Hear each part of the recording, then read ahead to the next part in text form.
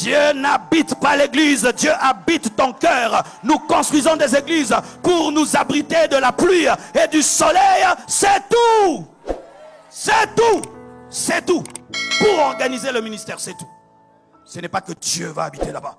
Ou maintenant tu dis, quand j'irai à l'église, Jésus m'exaucera. Mais il est déjà en toi, Jésus, non? Une autre chose qui amène le feu étranger, l'impatience. Frère, il y a des promesses qui tardent. Hein? Aujourd'hui, j'ai 25 ans dans le ministère. C'est seulement il y a 15 ans que Dieu a commencé les diki-diki dont a parlé le pasteur Daloin dimanche. Mais pendant 10 ans, Dokimazo, Kemba, Dieu, je vous dis sophrologie. Tu coupes les liens, mais il n'y a pas de liens. Tu chasses les démons, il n'y a pas de démons. Dieu a décidé que tu marches à pied. Il a décidé que tu manges une fois par jour. Pas l'esprit de pauvreté, Dieu. Tu prêches aux fidèles, tu dis Amen. Ils entrent dans les voitures, toi tu me vas à pied. Tu finis les jeûnes, tu pries pour avoir la nourriture pour déjeuner.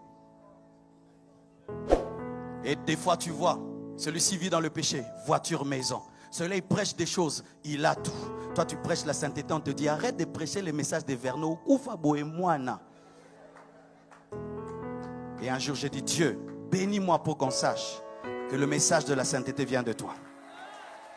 Et Dieu m'a béni, béni, béni, béni, béni.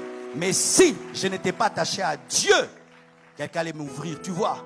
Il y a des enseignements comme ça, il y a des prières comme ça, quand tu veux prier comme ça, et puis quand tu offres. Pourquoi vous amenez la grosse voix quand vous voulez dire des choses là? Dis à ton voisin, sois patient. Si Dieu t'a promis, la promesse s'accomplira.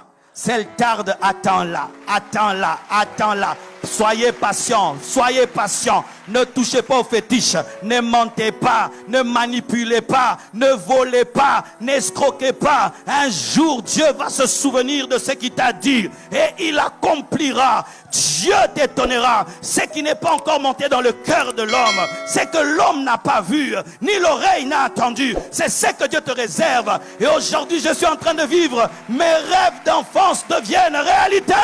Sans forcer, sans voler, sans tricher, sans escroquer. Oh, donne-moi l'amen. Donne-moi l'amen. Une autre chose qui amène le fait étranger, c'est le vagabondage spirituel. Qui est ton pasteur? Tu en as 10. Un pasteur pour les jeunes, un pasteur pour la prière du vendredi, un pasteur pour les délivrances, un pasteur pour. Vous avez 1000 pasteurs qui vous prêchent des choses contradictoires et vous buguez. Tu as combien d'églises? Tu as 7 églises. Là, tu as Bunda qui est pendant 1 mois. Quand Bunda finit,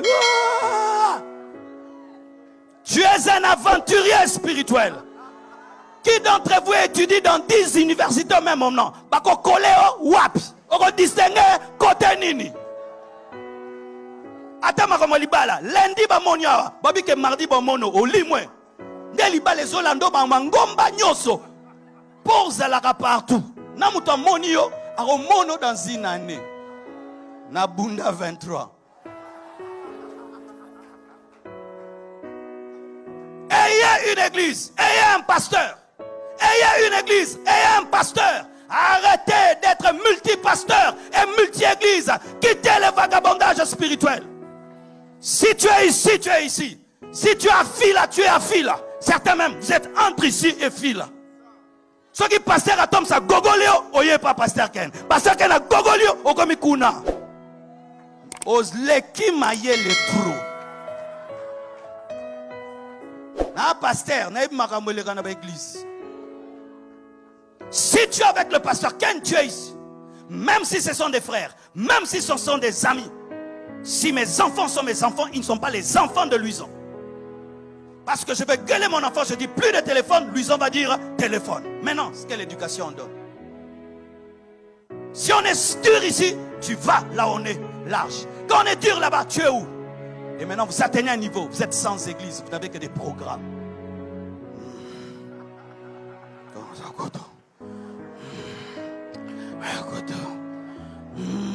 Azonge Kwata. Oyolia Kindoki. Mobutu disait Tatabo, Église Bo.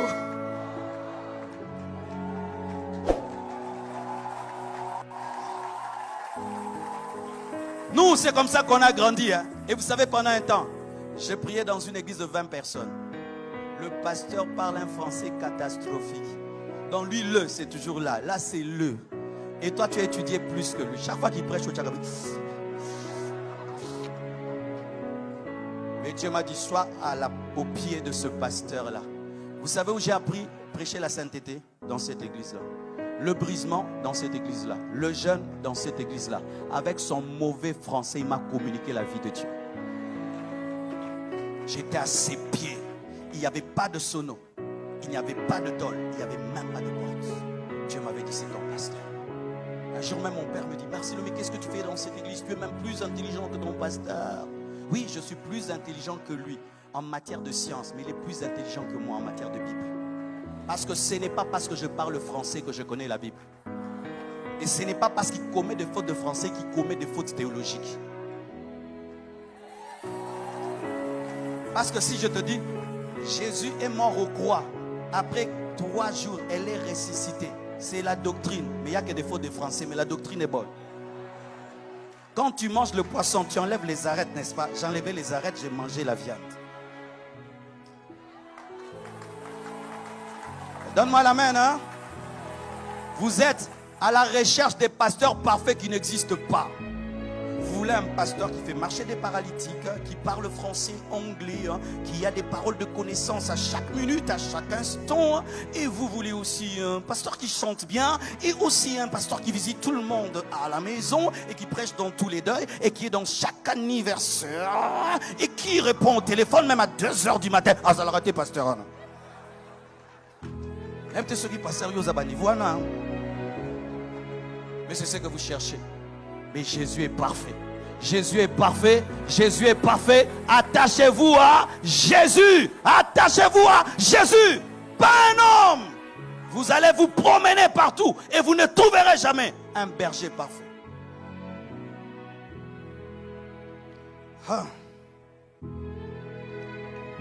Que faut-il faire? Et qu'est-ce qui arrive même? À cause du feu étranger, Dieu a tué 2 enfants d'une même famille le même jour. À cause de la main d'Uza touchant l'arche, Dieu a tué Uza.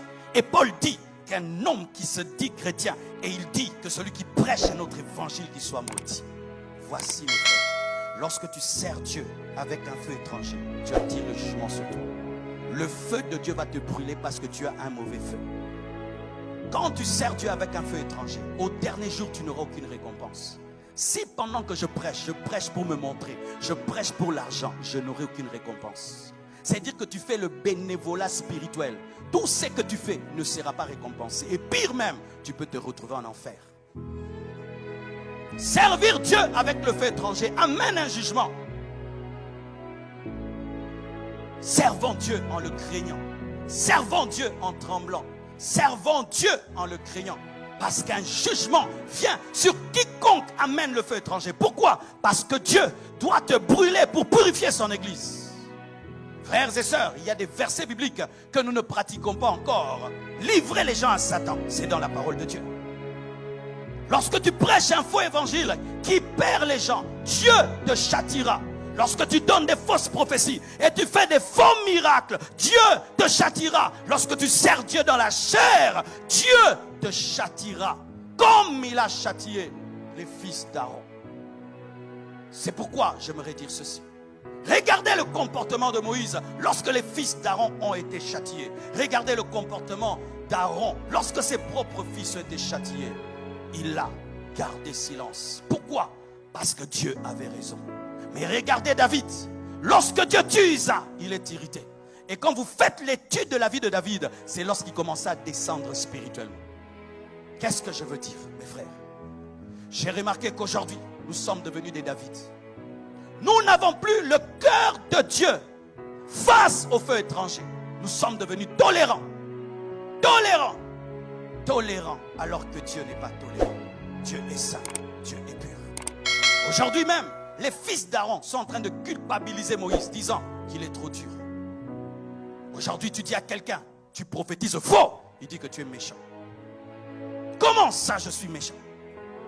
Devons-nous laisser les fils d'Aaron amener le feu étranger? Car si vous laissez les fils d'Aaron amener le feu étranger, ils vont engendrer la doctrine du feu étranger. Pourquoi on est dur avec ceux qui amènent le feu étranger? Parce qu'ils engendrent toujours des disciples. Et une fois que les disciples du feu étranger, des fois, l'église tombe dans le piège. On ne sait plus qui est Dieu et qui ne l'est pas. C'est quand aujourd'hui on voit toute une génération qui ne sait pas discerner le vrai du faux. Pourquoi la tolérance?